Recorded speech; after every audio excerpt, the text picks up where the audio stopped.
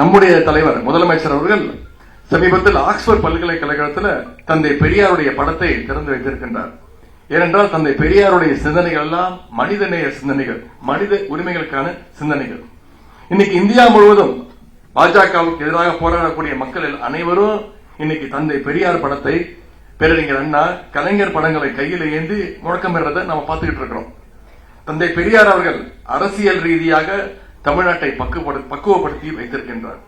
அதனால்தான் பாஜகவுடைய எந்த தில்லுமுள்ளு வேலையும் இன்னைக்கு தமிழ்நாட்டு மக்கள்கிட்ட எடுபட மாட்டேங்குது.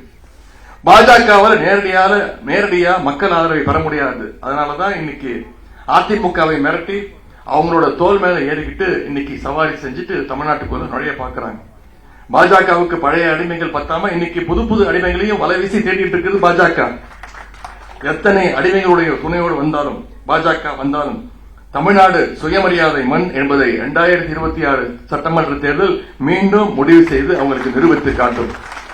இன்னைக்கு அதிமுகவோட நிலைமை என்ன? திரு எடப்பாடி பழனிசாமி அவர்கள் இன்னைக்கு அதிமுக வாடகை எடுத்து இன்னைக்கு அந்த கட்சியை உள்வாடகைக்கு கொடுத்திருக்கிறார். இன்னைக்கு நம்ம சுயமரியாதை இயக்கத்துடைய நூற்றாண்டை கொண்டாடி கொண்டிருக்கிறோம். ஆனா திரு எடப்பாடி பழனிசாமி அவர்களுக்கு சுயமரியாதைனா என்னன்னு கூட தெரியாது. கார் மாறி போனா கூட பரவாயில்ல, விழுகிற காலையும் மாத்தி விழுறவர் தான் திரு எடப்பாடி பழனிசாமி அவர்கள்.